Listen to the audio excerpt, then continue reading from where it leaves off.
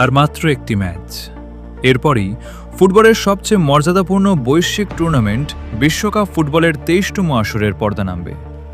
দীর্ঘ এক মাস পর আজ রোববার ১৯ জুলাই যুক্তরাষ্ট্রের নিউ জার্সির মেটলাইফ স্টেডিয়ামে অনুষ্ঠিত হবে স্পেন আর্জেন্টিনা ফাইনাল মহারণ।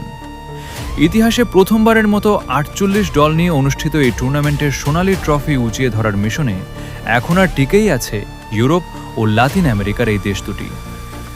আসরে গ্রুপ পর্ব থেকে শুরু করে স্পেন ও আর্জেন্টিনার ফাইনালে আসার পথটাও দুই দলের হাড্ডাহাড্ডি লড়াইয়েরই আভাস দিচ্ছে। ফাইনালের আগে বর্তমানে দুই দলের শক্তি ও ফর্মের গ্রাফ আকাশচুম্বী, যা একটি ক্লাসিক ফাইনালের ইঙ্গিত দিচ্ছে। পরিসংখ্যানও বলছে ফাইনালে টক্কর হবে স্পেনের রক্ষণ ভাগের সঙ্গে আর্জেন্টিনার আক্রমণ ভাগের। পুরো টুর্নামেন্টে স্পেন মাত্র একটি গোল হজম করেছে। বিশ্বকাপের এক আসরে রেকর্ড ৬টি ম্যাচে কোনো গোল না খাওয়ার অনন্য কীর্তি গড়েছে ২০১০ বিশ্বকাপ জয়ীরা। বর্তমানে তারা টানা ৩৭ ম্যাচ অপরাজিত রয়েছে, যা আজ আরও এক নতুন রেকর্ডের জন্ম দিতে পারে।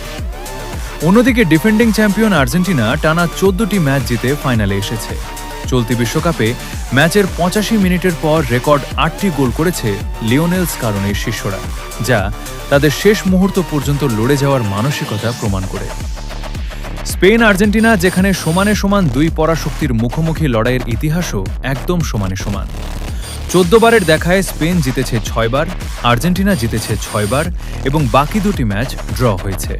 তাই এটা অনুমেয় যে বর্তমান ইউরো চ্যাম্পিয়ন ও বর্তমান কোপা আমেরিকা চ্যাম্পিয়নদের এই মহারণ বিশ্বমঞ্চে এক অবিস্মরণীয় ফাইনাল উপহার দিতে যাচ্ছে, যেখানে একদিকে থাকছে স্পেনের দুর্ভেদ্য রক্ষণ আর অন্যদিকে ঝড়ের গতিতে ফেরা লিওনেল মেসির আর্জেন্টিনা।